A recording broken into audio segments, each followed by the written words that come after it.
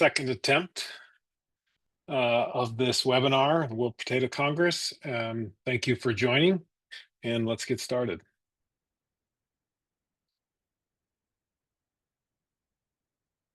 Thank you to sponsors making it possible to bring this webinar to you today. I'm John Mesko. I am the CEO of the Potato Sustainability Alliance, and I've been asked to share with you a little bit about our organization and about our program on how we manage sustainability in North American potatoes. We are an alliance of members from throughout the potato industry. We have members from many different categories, grower organizations, state, provincial, national organizations. We have processors and fresh marketers that are members of our organization, buyers, allied industry, those folks that have a product or service that they sell into supporting the production of potatoes, environmental nonprofits, grower associates. Some individual growers have opted to join PSA themselves. We also have, as a new member, one university, Iowa State University, has recently joined PSA. We are an organization that is governed by a board of directors. It is the program that you see here, the story that I'm about to tell you is all elements that have been approved by the board of directors. That board is made up of 24 individuals from throughout that collection of sectors and companies and organizations that are part of our membership. That board elects 4 executive committee members. That group meets monthly and really fills in the gaps for when the board is not able to meet. And then myself and our relatively small staff carry out the day-to-day operations, really under the direction of the board of directors. As far as the history of PSA goes, we've been doing this work for around 10 years. The work, as I say, is collecting on-farm data and reporting to processors. Originally started out as a function or a project of the IPM Institute of North America. At that time, we had just one element to the program, and that was a proprietary survey that we built and maintained on our own platform to collect this information and then share it through the potato value chain. Around 2019, the organization, or they should say at that time, the steering committee that was working to do this, there were no employees, there was no, no director, just a group of folks from the processor community that was working with the IPM Institute to carry this out. That group around 2019 determined that the best step forward would be to form a separate organization, a nonprofit organization here in the US. They formed a whole bunch of governance around the board of directors. They hired an executive director. They conducted a materiality assessment to really get at what kinds of things matter to this group in terms of what sustainability looks like. They refined some governance, determined how they wanted to conduct themselves, and began a program evolution to go beyond just asking farmers questions. Around 2021 in 2022, really the organization, I say, stepped into PSA 2.0. I started in August of 2021. We had another staff member, Natalie Nesberg, who's our program manager. She started with us as a contractor a little bit before then, and then came on full time in 2022. And that's when we really began to tighten up some of the governance, how our organization was being run, and we started to evaluate new tools, new program tools, and new outputs for what we wanted to be and do. And so along the way, we determined that what we feel called to do, or what the industry is asking us to do in North America, is to define, measure, and report potato sustainability, to be one place where that comes together in a unified, streamlined fashion to make it easy for everyone to gain information and make use of it. And we said, well, what would you do if you could start from scratch? If we really wanted to make this work well, a program like this would account for common sense. We all know potatoes are grown differently in different parts of the world, and they're differently in different parts of North America. So we need to make sure that we think of sustainability in a regional sense so that we're not comparing production models across wide geographies. The program would need to work for farmers. At the end of the day, in agricultural sustainability conversations, most of the time, we're asking farmers, what are you doing on your farm? And what can we get you to change? How can we determine a better way of doing that? And so farmers are naturally a little skeptical or anxious when it comes to talking about sustainability. The fact is, farmers want to be sustainable. No farmer wants to waste any of their inputs. No farmer wants to take extra time to do a practice that doesn't result in a positive outcome. So they want to be sustainable, but I think our sustainability community really makes it uncomfortable for growers a lot of times because at the end of the day, a lot of times farmers get asked to change what they're doing. And we really feel it's important to have a program that benefits farmers. And so it has to work for farmers. That's a really important component. Another thing is that in a lot of sustainability conversations, it's about what can you do for me tomorrow?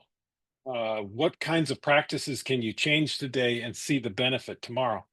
And rarely do we account for or give credit, if you will, for growers that have been practicing good sustainable farming practices for many years. It's hard to show improvement or change if they've already covered a lot of ground in that. So we want to make sure we're able to do that.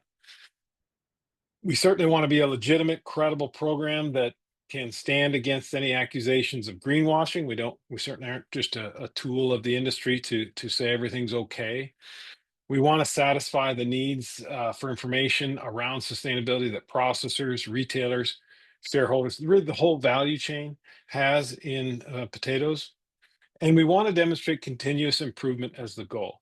And as we'll see throughout this presentation, and if you work with farms, you know that on any given day, sometimes you take a step back. Things don't work out the way you expect them to, or there's a weather event or some economic event which requires a change in practices that is not ideal.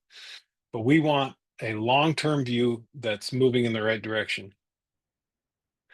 Other program elements, expectations that we wanted to put into this is growers, we want them to self-report. We want them to be willing to tell us this information. And one of the key components of that we've learned is to give them something back that they can use, something they can learn, something they can put into practice on their farm that would improve their outcomes, economic or environmental or otherwise.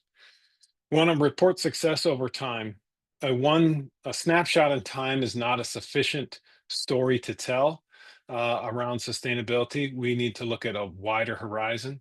We want to provide opportunities for improvement. As I said earlier, there's no grower that wants to go backwards in any component or any way of their business.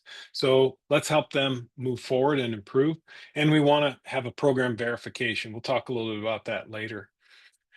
So what we've designed is a program that really has three major elements. An on-farm assessment, which is, let me get my little pointer out here. This on-farm assessment, which is where we ask farmers to tell us what they're doing on their farm. An education portal, where we serve up opportunities for continuous improvement, and a verification program currently under development. I'll talk a little bit about each of these as we go along. But we use that program, that kind of multifaceted program, to build a community of growers that is leveraging best practices, is committed to continuous improvement, and is measuring that improvement over time. And we think that this community of growers that's doing those things is really where sustainability is its strongest. Um, we'll talk about metrics and numbers and how important those are, but really being able to have a community that is doing these things and we can share that with the value chain, we think has tremendous value. As I said earlier, we are an alliance made up of our members, and the program isn't developed by me or any one person on our staff. We work together. We draw from the strengths and expertise of all of our members across that value chain. This is just an example of somebody that works with us. Erica Wagner is our program committee chair, and she is an agronomist with Yara in Idaho, and she helps to steer this program as it grows and develops and evolves to accommodate the needs and she's very passionate. And this is the real person that's contributing to an alliance that's accomplishing these things. And I'll highlight a few other folks as we go along. I mentioned that we have an on-farm assessment, and the person that we work closely with there is John McCory, who's with Cavendish Farms on Prince Edward Island. John's got a deep history of sustainability programming, and what he does really, really well is help us translate the things we need to do into language and usefulness that works for farmers.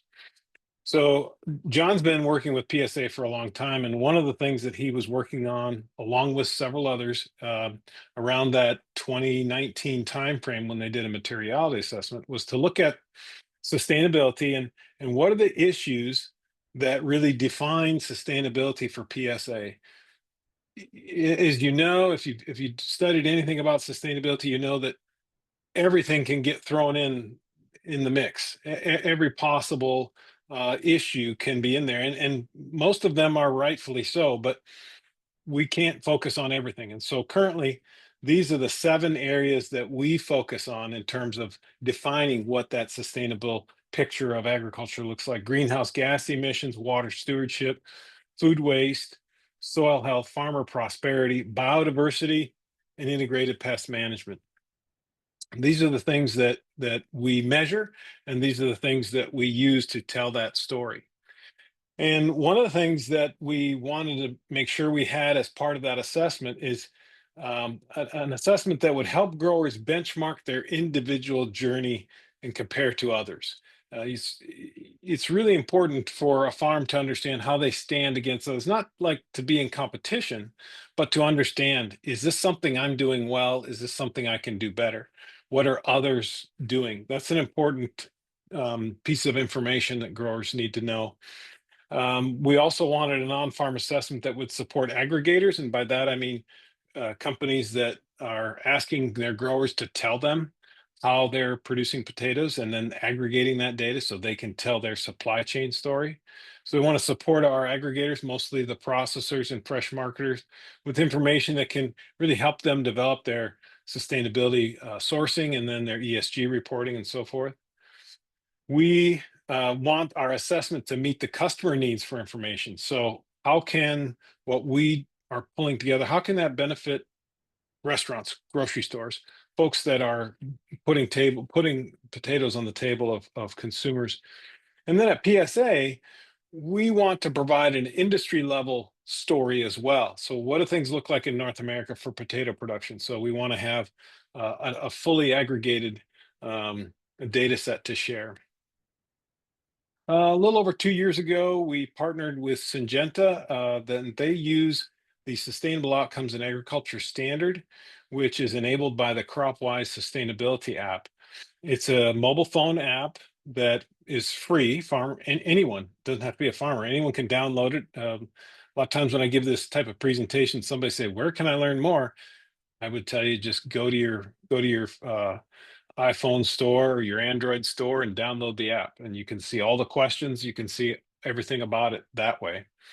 Um, these are just a couple of examples of the types of questions. There's an awful lot of yes, no questions. Do you do this practice? Do you not do this practice? What are the multiple choice questions? And then maybe some further deeper questions as folks go along. It takes about the first time growers take this assessment, we've done it 2 years now, and the first time growers take the assessment, it takes around 50 to 60 minutes to get through it. The way it's set up, in subsequent years, the only thing that needs to be updated are those things that change. So if a grower's doing something the same from year to year, they don't even have to change, the answer's already there. But if they change it, then they have to go through. So last year, we had a number of folks taking the assessment for the second time, and it took about 30 minutes to do it then. So it's really not a huge time consuming project for them. We collect the data regionally. So as I said, we have a West, a Midwest, and then an East region that we know that potatoes are grown similarly in all these regions. And so when a farmer gets their report, and I'll share that with you in just a bit, they're looking at how they stack up against others in those regions.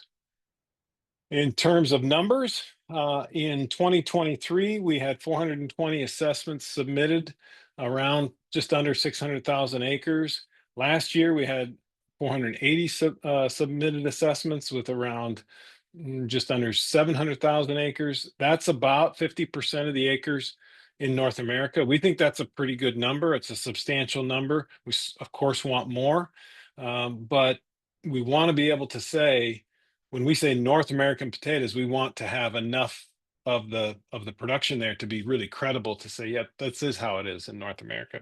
So our goal over the next 5 years is to get this up to around 75%.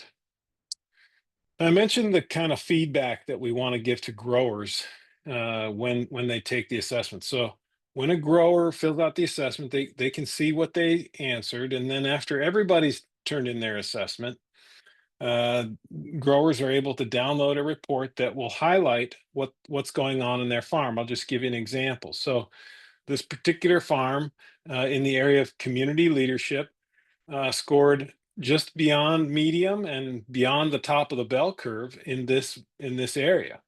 And so they also get a note as to what kinds of things they're doing well and what kinds of opportunities they have to improve. And so they see where they stand, um, and they can understand how their practices impact that standing. They get some other information, and at the end of the report, they get a list of all the practices, or the top 5 practices, I should say, that they told us they're not doing, but others in their region are doing. So this is an opportunity for a grower to say, I don't do that, but oh my gosh, a lot of the other growers that grow potatoes the way I do are doing that. Maybe I should look at that. Maybe I should try to understand, see if that's something that might fit my farm operation. And this list of practices we find pretty helpful for growers. Most of the time, they've already been considering it, or maybe they have a reason why they're not doing it. And it doesn't mean that they're not a good farmer. It just means here's something to look at that might be something you haven't done yet. But what we want to do is take that information, take what we learn on that list of practices and other technologies and inputs that growers are looking to learn about, and offer up opportunities for them to learn more. So we have some people working with us on that. A couple of growers. Tony Macklin is with Walther Farms in Michigan, and Grant Morris is a farmer from Washington State. And these 2 individuals put a lot of time in place over the last few months to really help us understand, what does a grower need to learn more about a topic, what kinds of opportunities they're looking for, and what's really important to them. And so we don't ever want to talk down to growers. We want to acknowledge the information that they already have, and make sure that when we offer something, it kind of hits the mark for them as well. But but those 2 individuals in particular really helped us see that what we want to do is leverage our members' knowledge. And I'll show you a list of all of our members here at the end of the presentation. We've got a lot of expertise within our Alliance membership, and we want to leverage that and offer growers an opportunity to learn knowledge and skills that can help them continually improve. So the kind of the rhetorical questions that we ask in this process are, are you interested in sustainability as a grower? And the answer, of course, is yes. Do you know everything there is to know? The answer, again, of course, is no. We all acknowledge that sustainability is continually evolving, and PSA wants to help farmers continuously improve, really with the understanding at the farm level, if we're not getting better and progressing, then we're falling behind, because the needs for more efficient production just continue to grow. Um, so really what we try to do in the education portal is find the opportunities, attend, encourage farmers to attend and count those hours that they're spending there, track the activities. We want, again, at a PSA level, we want to report widely on the progress that's being made by this North American community. Um, So to give you an example of what I'm talking about, we know growers are attending field days, symposium. We know they're attending webinars and workshops. They may be hosting some of these things themselves. And that has tremendous value when you think about an entire community that's focused on this, being able to say that to the buying public, to consumers, to shareholders, that folks that are involved in this program really are making genuine advancements in addition to the change in their numbers. Um, but for an example, this is an actual question that is on the assessment about pollinators. And the question is, do you collaborate with neighbors and others at the regional level on pollinator initiatives? And for the sake of this little presentation, let's assume that farmer says, no, I don't do that. We want to take that answer, that information, and then serve up to folks who are not doing that opportunities like this. So a conference, a field day, here's a convention, webinar, all these different things that are related to pollinators and habitat. And they can see information, where are they located, how much does it cost, is it something near me? They may pick one that's close by, they attend it, they record their activity in that, and then more importantly, the next time they take the assessment, they are able to answer yes to that question. So much of the uh, industry around collecting information stops once you have the information collected. Farmer says, I don't do this. Okay, we're trying to say, we understand that, nothing wrong with that. But if you want to do more, if you want to advance in that area, we'll help you do it. So we feel like it's important to not just understand what's happening, but to help growers who naturally are going to want to improve, help them get there. These numbers, this is the first year that we've done this education portal. These numbers are not actual numbers, they're just examples. But we envision a report something like this that would say, in North America, certain number of hours of our growers, the 400 or 500 growers that participate in our survey, have spent on carbon management or attended courses around yield optimization. You can fill in the blank. We think that that would have real power, especially if we look at year over year over year, the ability to say, here's what the trends are. So the education portal is an added tool. It's a real benefit for being involved in Potato Sustainability Alliance for our members who are putting on these kinds of events and activities. To be able to have an audience ready and willing to participate in them is really important. Our members can submit and or host content with the portal. Members and growers can attend and record sessions, and the continuous improvement can be recorded. And again, the progress over time can be quantified, which I think is really, really important. We've asked our growers in the past what kinds of events, what kinds of activities work best for you. And what we hear time and again is regional events, excuse me, online webinars, field days, and demos. And so this is an important uh, piece of information for us to know, so that we're putting out information they can actually use. In the 2023 assessment, some of the areas that we found that growers were most interested in learning more about was the biodiversity and habitat, community leadership, optimal production, and soil health. These are all areas that we are addressing by making those kinds of things available in the education portal. I mentioned verification earlier. We're working on that right now. We have a verification group from our committee and others that are working to put this together. And the reason we're doing verification is because the industry is asking for it. The buying public is asking for it through their grocers and others, to say, we want to make sure that the information we have about what's happening on those farms is true and accurate. And that's what we aim to provide. We are not we are not evaluating individual farms as sustainable or not sustainable. We are not certifying any individual farms as plus or minus. This is a program verification that says to the world, the information that growers give us and our handling of that information is true and accurate. You can rely on the results that we are putting out there. And I think that kind of speaks to the real value of PSA. We're an alliance, and I always stress that, which is different than an association. Association is a collection of like-minded individuals or like-minded companies. That's about it. But as an alliance, we take that to the next step. We are an alliance that is working together toward a common goal, defining, measuring, and reporting on farm potato sustainability. So, being a part of PSA, and these are our members, um, we have all the major processors, as I mentioned, fresh marketers, that group's growing pretty quickly. We have buyers, allied industry group, lots of activity there, lots of expertise there that is available to us. Um, the grower organizations, we have all the major state and provincial grower organizations, environmental NGOs, and some individual farms have joined PSA. I'll make a quick note. To participate in the PSA program is free of charge. So you don't have to be a member of PSA to participate in the program, to fill out the alliance. That's all covered by the organization.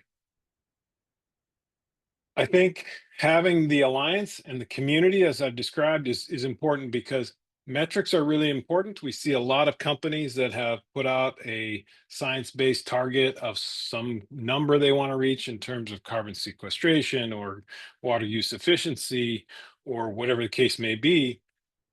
Number of acres of pollinator habitat that have been developed. Very important, very, very important. But we the industry is constantly moving, sustainability is constantly moving, and we need to do more than just take a picture of where things are at a snapshot in time. And we're still discussing metrics. I've often used the analogy of the human health analogy of blood pressure. If any of us on the call today, hopefully none of us, but if any of us were to go to the doctor in the next week with some symptoms of being sick, it wouldn't matter where we went. Any doctor in the world, anywhere, one of the first things they'll do is put a blood pressure cuff on your arm and check your blood pressure. There's nobody out there that disputes that. There's not a if you went to the doctor and they didn't do that, you might question, is this person going to be a good doctor for me?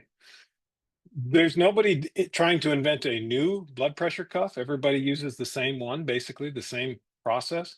There's nobody arguing about what the standard is, what good plus blood pressure is, and what bad blood pressure is. We have universal agreement within the medical community about how to measure blood pressure, what the standard is, what it means, and how predictive it can be for over 150 human ailments, right? So it's a very, very precise metric. We don't have any of those in agriculture. We don't have metrics that are that precise. We're still discussing in the industry around sustainability. What should we measure? Is that important? Does that predict future results? If that number is high or low, or where is that number, and does that make that farm more sustainable or more profitable, however you want to look at that? And so we need to tell a broader story. The number isn't enough. We're going to ask questions about what's that farmer doing? What is their intention? What is their knowledge? We know that from time to time something may happen on the farm, which may require that farm to take a step back. Maybe the goal is to be using cover crops on all of the acres, but because of a weather event or an economic event, or something happens and we didn't get the cover crop out that year, well, maybe that's a negative in that one year, but over time, we want to see the positive impact. So the question really is, can we build a community? And I'll say there's lots of ways to define that, but for us, it's alliance. Can we build an alliance that instills such confidence in the public, that it's just sufficient to be a part of the alliance? That participating in the assessment, participating in the education portal, participating in being verified on a regular basis demonstrates quality and demonstrates success and sustainability. So we are mostly through in terms of what we set out to do in terms of building an alliance that recognizes and accounts for the good things already happening, a system that works for growers, a system that works for aggregator members, encompasses enough acres, growers and companies to show agreement on what it is that we're trying to do in terms of defining, measuring, and reporting, and creates a continuous loop, feedback loop, ensuring continuous improvement. We are building this together. And so as sustainability grows and changes and new issues pop up that need to be accounted for, we can incorporate those into our program as well. And so we feel like collectively, PSA and our members and participants represent major frozen potato processors, growing segment of the fresh market, large farms, medium farms, small farms, geographically all over. And we have developed a process where our program is continually improving as well. Collectively, not me, but collectively, at PSA, we're experts in potato production and we are experts in sustainability. We have over half the acres potatoes in our database. We support all types of potato production. We're driving sustainability pre-competitively as an industry. So you saw the list of our members. A lot of those folks are in competition with each other, but we're coming together to drive improvements in sustainability. We're being seen as an innovative solution by other crops and commodities. I have phone calls every week with other crops, other commodities, other geographies that are interested in learning from us and doing some of the things we're doing. And as I said, we're open to ongoing improvements and enhancements. And I think that's really, really important. We have a system in place that allows us to evolve and grow. Before I get to questions, I certainly want to invite you to consider our summer symposium. This is our 4th annual summer symposium this year. We're in Charlottetown, Prince Edward Island on July 15 through 17. You can go to our website, potatosustainability.org, and learn more about it and register there if you're interested. And I really appreciate the opportunity to share with you some of the things that we've been doing and learning and growing along the way. And I think I am to take a look at what we have available for us in terms of questions. All right. Question, do you get any economic data from growers as to if there is a negative result initially and later a turnaround in economic profitability?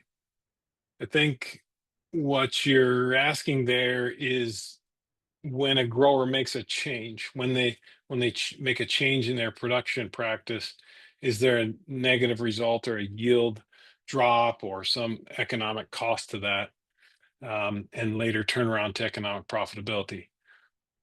We do not collect the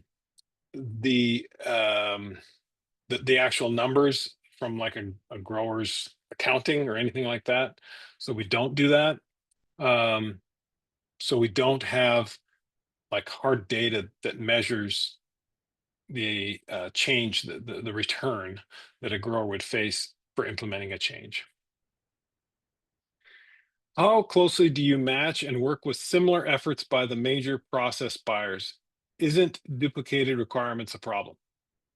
We, as you saw on the list there, we currently have McDonald's, Wendy's, and Cisco from that category of the industry as members. We have conversations going on with multiple other organizations that are interested in what we're doing.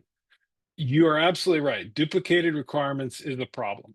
And what we aim to do is to say and a lot of these requirements and these expectations come from not a place of understanding the crop or understanding the region or the growers. It comes from oftentimes a commitment that somebody at that company has made and is then turned to their buyer or their agronomist or who's ever looking at potatoes and saying, okay, now make our potatoes come from this type of farm, instead of looking at it the other way around, right?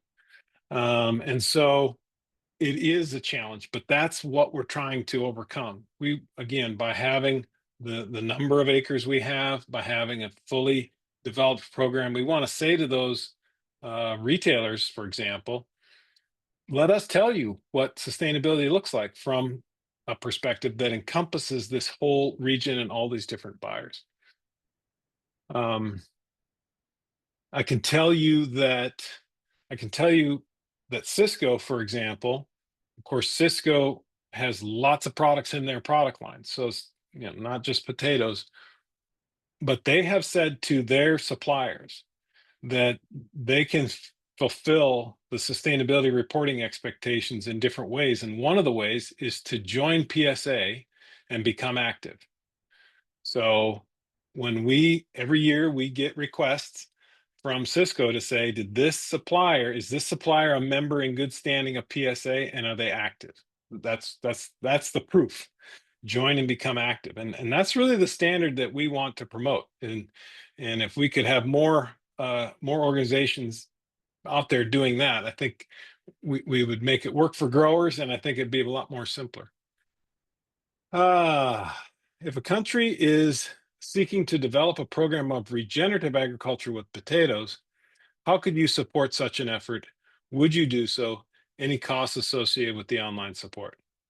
Uh, Regenerative agriculture, I'm going to share with you a little bit of our view of regenerative agriculture.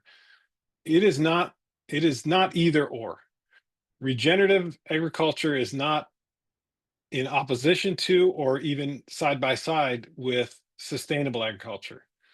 Sustainable agriculture has as its goal major overarching sustainable outcomes, providing food and fiber indefinitely, welfare of people, right? Very large, lofty goals. Regenerative agriculture is one way to get there. There are other ways to get there. There are elements of regenerative agriculture that are implemented and used by other methods to achieve sustainability. But I think I see this conversation all the time. When you have the word sustainable in your organization's name, uh, a lot of times people say, well, how does sustainable define differently than some other thing like regenerative or organic? Um, and I think we're doing our whole industry, our whole conversation a disservice if we just think, oh, here's a new word, regenerative. Let's compare the two, because sustainable is the umbrella, and underneath it are many different ways and practices and principles that all contribute in different ways to sustainability. And so that's one comment I want to make. And we are working on a regenerative ag position paper at PSA that will drive that. Uh, our assessment and our reporting does support all those principles. So common regenerative ag principles are: do you keep the soil covered? Do you use cover crops? Do you have a living root in the soil? We ask all those questions. So we have the data to support a regenerative agriculture report. And so, anybody who wants to use our tool to talk about their regenerativeness, I certainly could do that.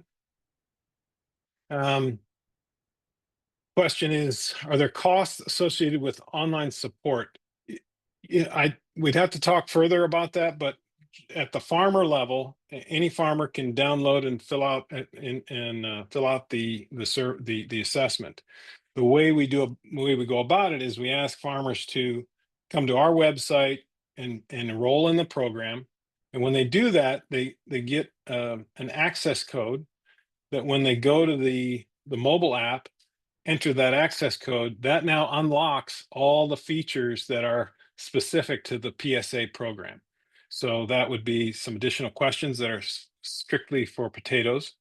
That would be the ability to share data with entities that you want to share data with, and it would be the ability for you to get that information back in your hands for your grower, your own personal farm's benefit. Um, what metrics do you currently see as important for potato sustainability? Well, I would take you back to this chart where we talk. Well, I've lost it now. Here we go.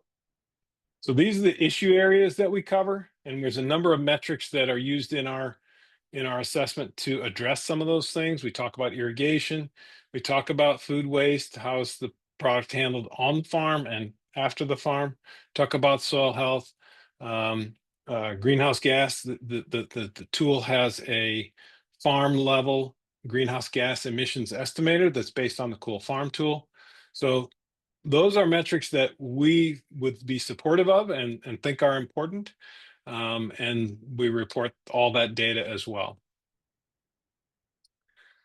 I'm from Ecuador. Is the CropWise app available in Latin America?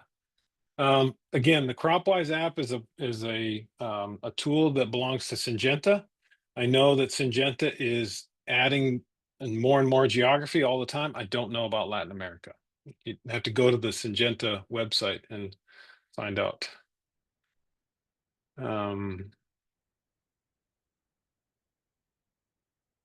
Let's see. Have you identified any factors that may positively or negatively affect the post-harvest quality of potatoes? I'm particularly referring to potatoes intended for industrial processing. We don't, to my knowledge, in the assessment, we don't include any questions about the quality of the potato crop itself. And what is the process of working with organizations and companies in Africa? We are having an ongoing conversation about this right now because so many different places around the world are interested in finding out about what it is that we're doing. Our organization is decidedly North American, but there is so much interest in this. We just had a meeting last week of our executive committee, and one consideration, one thought would be, and we're not making a commitment to this by any means, but we have considered how can we create another organization or have some other entity help us to transfer our understanding and knowledge of this to other countries.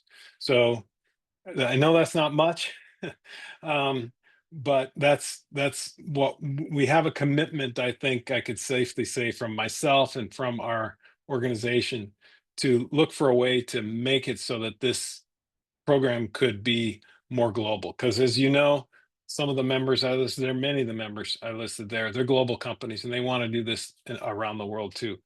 And right now, we are not in a place as an organization where we're ready to become a global organization. So we're going to have to look for some other avenues to help this spread, if you will. Let's see. And that does it for the questions that I have. I don't know, Ellen, if I should stop the slideshow.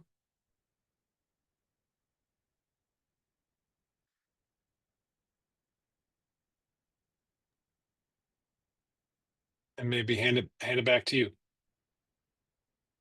Thank you, John. I don't see any questions on our end as well. So thank you everyone for joining the webinar today. And thank you, John, for your excellent presentation. I think can all agree we've learned quite a bit from you and very inspiring. Thank you so much.